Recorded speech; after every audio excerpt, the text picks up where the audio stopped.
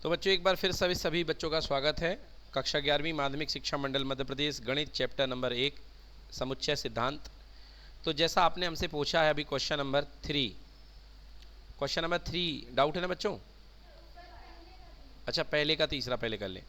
पहले का तीसरा देखिए, निम्नलिखित में समुच्चय युग्म का सम्मिलन कीजिए। सम्मिलन का मतलब बेटा आपको ए यूनियन बी निकालना है ना। तो यूनियन जैसा कि आपको बताया जा चुका है कि यूनियन का मतलब क्या होता है। अगर दो सेट आपके पास में है, जैसे जोड़ होता है तो जोड़ के स्थान पे आपको यूनियन करना होता है ना। और यूनियन का मतलब क्या होता है, अगर आपके पास दो सेट हैं ए और दूसरा सेट है बी, दोनों का यूनियन मतलब दोनों के एलिमेंट, पहले दोनों अलग अलग थे, समझ लीजिए ए अलग था और बी अलग था, फिर आपने दोनों का यूनियन कर दिया, ए यूनियन बी कर दिया, तो क्या हो जाएंगे, दोनों या तो शेयर कर जाएंगे, ये भी हो सकता है, समझ गए। और हो सकता है कि दोनों शेयर ना करें क्योंकि इनमें कोई कॉमन एलिमेंट ना हो, तो इस तरीके से भी हो सकते हैं। तो ये भी ए यूनियन बी है और ये भी क्या है, ए यूनियन बी, ठीक है ना। तो अब कैसे होता है, एक उदाहरण आपसे ये तीसरा नंबर देख लेते हैं।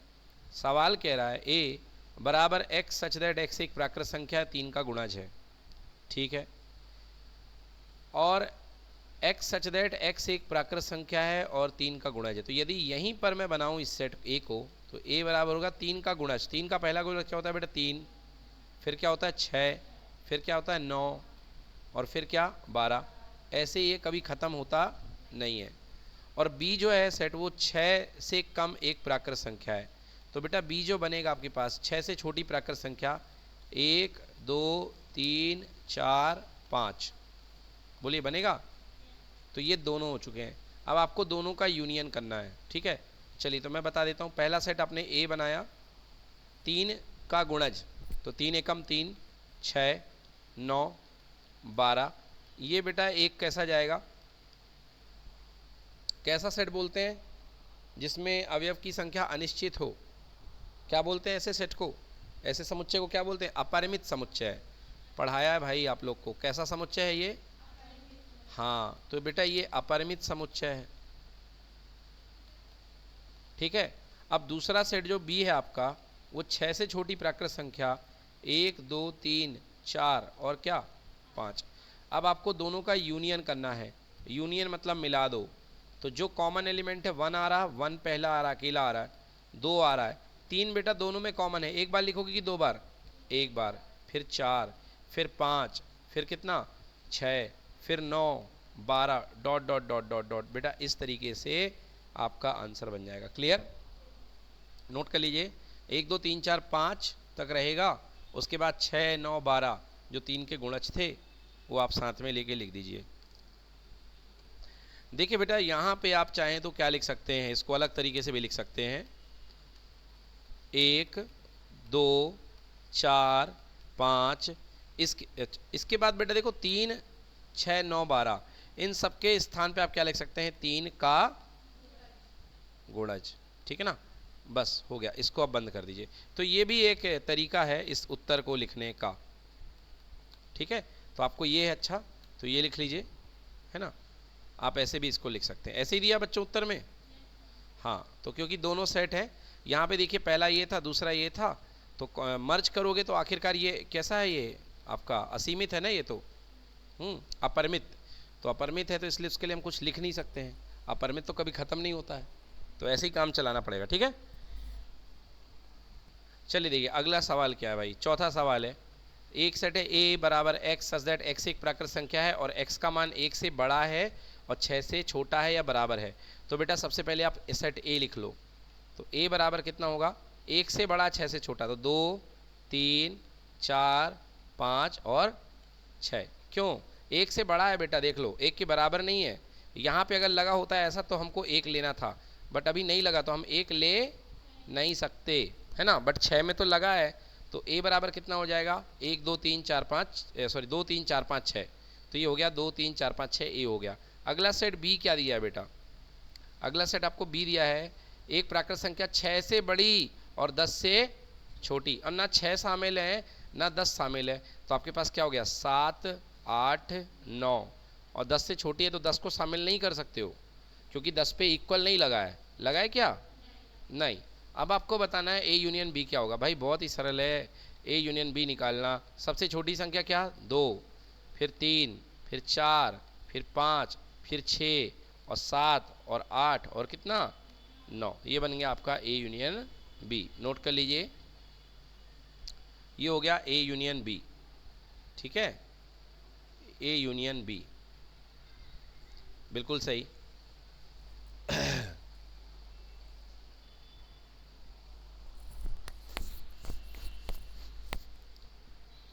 ये हो गया आपका ए यूनियन बी। ठीक है, आप इसको चाहो तो समूह निर्माण विधि में भी लिख सकते हो। मैंने समूह निर्माण विधि मतलब सेट के लिखने का तरीका आपको बताया है। क्यों भाई मनीषा, बताया कि नहीं बताया? तो कैसे लिखेंगे समूह निर्माण विधि में? ए यूनियन बी समुच्चय है अवयव x का, जहां x क्या है? प्राकृत संख्या। x क्या है? प्राकृत संख्या। और x की कहानी कहां से शुरू हो रही है? 2 से, क्योंकि पहला नंबर क्या है? 2। और x की कहानी कहां पे खत्म हो रही है? 9 पे। मतलब x का मान 2 से बड़ा होगा और 9 से छोटा। बोलो क्लियर कि नॉट क्लियर? तो ये नोट कर लें, ये ए यूनियन बी। देखिए तीसरा सवाल, यदि ए और बी ऐसे दो ऐसे समुच्चय हैं कि ए बी का उपसमुच्चय है, तो ए यूनियन बी का मान क्या होगा? तो देखिए आपको कंडीशन क्या दी गई है तीसरे क्वेश्चन में। तीसरे क्वेश्चन में आपको कंडीशन दी गई है कि बेटा जो ए है वो बी का उपसमुच्चय है। गिवन है ए जो है बेटा वो बी का क्या है? उपसमुच्चय। अच्छा, ए बी का उपसमुच्चय होने का मतलब समझते हो? मतलब बी ए जो है वो बी के अंदर बैठा हुआ है। ये देखो, ये मान लो बी है और इसके अंदर ए बैठा हुआ है। समझ में आया कि नहीं आया? अब चित्र को देख करके आपको समझ में आ रहा है कि जो ए है वो बी का उपसमुच्चय है। क्लियर कि नॉट क्लियर? क्योंकि ए अंदर बैठा हुआ है बी के। अब कह रहा है इस अवस्था में आप ए यूनियन बी निकालो। तो बेटा ये बताइए कि जब ए बी के अंदर बैठा हुआ है तो दोनों का जो आप टोटल लोगे तो बताओ बी आएगा कि नहीं आएगा? तो इस अवस्था में ए यूनियन बी का मान क्या होगा? बी होगा। तो आंसर इसका क्या होगा? बी। क्लियर कि नॉट क्लियर? हाँ, ठीक है ना। तो इसका मतलब होगा बी। ठीक, किल बन जाएगा ना? और बताइए। तो बच्चों अभी तक आपने क्या देखा? 2 सेट का यूनियन देख लिया। ए और बी थे अपने पास में, ए और बी थे, तो ए बी 2 सेट का आपने देख लिया सर्वनिष्ठ। ठीक है, सर्वनिष्ठ के बाद अब हम अगली बारी बात करते हैं अगले चीज की, जिसका नाम है उभयनिष्ठ, है ना। तो सर्वनिष्ठ तो आपने देख ही लिया है, ए यूनियन बी। अब हम बात करते हैं उभयनिष्ठ की। तो उभयनिष्ठ क्या होता है ये देखिए। सर्वनिष्ठ को कैसे शो करते थे? सर्वनिष्ठ को हम शो करते थे ए यूनियन बी से। अब हम बात करेंगे अगले ऑपरेशन की, अगली संक्रिया की। अगली संक्रिया है जिसका नाम है उभयनिष्ठ।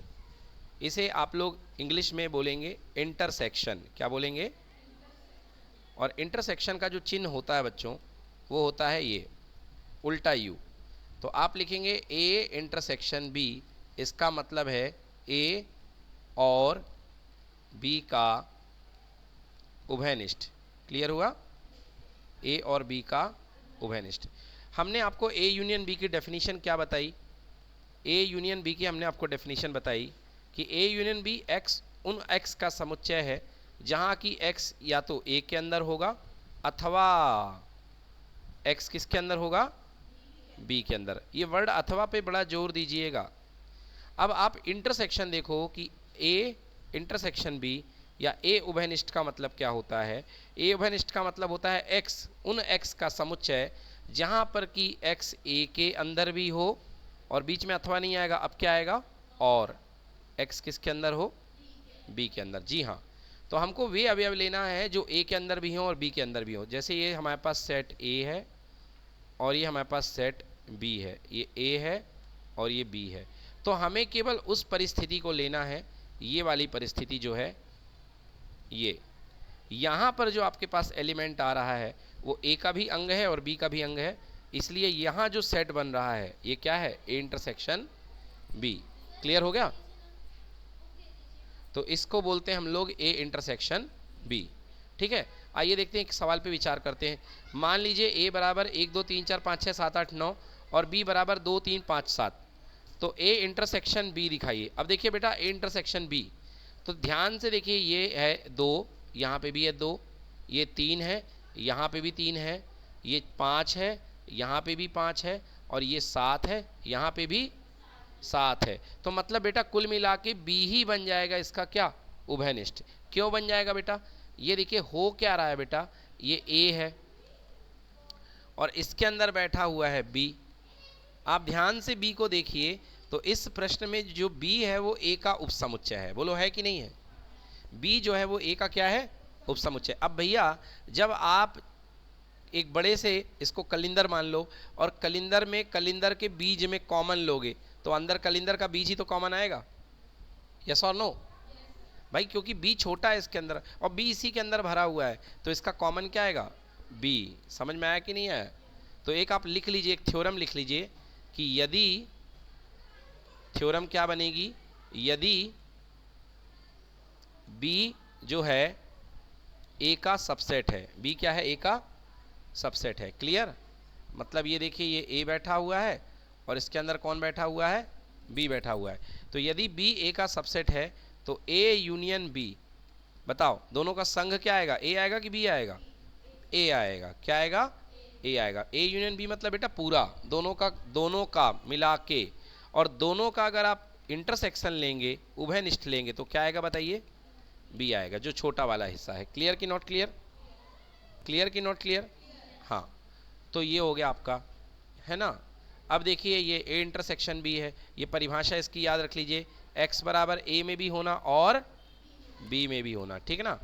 हाँ, अब देखिए, अगर कुछ भी ऐसे सेट हैं जिनमें कुछ भी कॉमन ना हो, जैसे मैंने आपसे बताया कि दो सेट लीजिए। मान लीजिए ए है, ए बराबर कितना है, 2 4 6, और बी बराबर कितना है बेटा, 1 3 5। तो यदि आप ए को बनाएं तो देखिए ए यहाँ पे बन जाएगा, ए है 1 3 5, बताइए है कि नहीं है।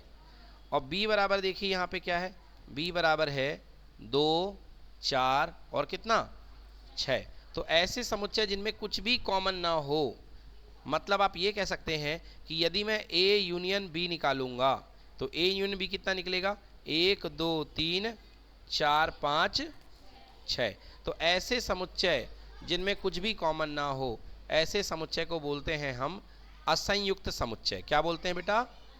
हाँ, तो यहाँ पे ये जो समुच्चय उदाहरण है, ये समुच्चय कहलाते हैं कौन से समुच्चय, असंयुक्त समुच्चय। कौन से समुच्चय, कौन से समुच्चय? हाँ, ये समुच्चय क्या कहलाते हैं, असंयुक्त समुच्चय। क्लियर हुआ कि नहीं हुआ? अच्छा, यदि मैं बोलूँगा ए इंटरसेक्शन बी, तो बताइए दोनों में कुछ कॉमन एलिमेंट है कि नहीं है? नहीं है, तो इसे क्या बोलेंगे, फाई। क्या बोलेंगे, फाई, क्योंकि इसमें कुछ कॉमन एलिमेंट नहीं है। और फाई के अंदर अवयव की संख्या क्या होती है, शून्य। क्या होती है, शून्य, क्योंकि इसमें कुछ भी कॉमन नहीं है। समझ में आया? तो ये कहलाएंगे असंयुक्त समुच्चय, ठीक है ना। तो इस प्रकार के संयुक्त समुच्चय को हम क्या बोलते हैं, असंयुक्त समुच्चय। क्लियर? अच्छा, एक चीज़ याद रखिएगा कि अगर आपसे बोला जाए कि दो समुच्चय ए और बी असंयुक्त हैं, एक ये है और एक ये है, तो ए यूनियन बी क्या होगा, ए यूनियन बी होगा अलग से ए प्लस अलग से बी। आपसे बोला जाए number of element A union B के कितने होंगे, तो number of element in A plus number of element in B. जितने ए के अवयव होंगे उतने बी के अवयव होंगे, दोनों को क्या कर देंगे, जोड़ देंगे। क्लियर हो गया? कोई दिक्कत? चलिए अब आप करिए अगला क्वेश्चन। कौन सा वाला, ये वाला, चौथा नंबर करके दिखाइए।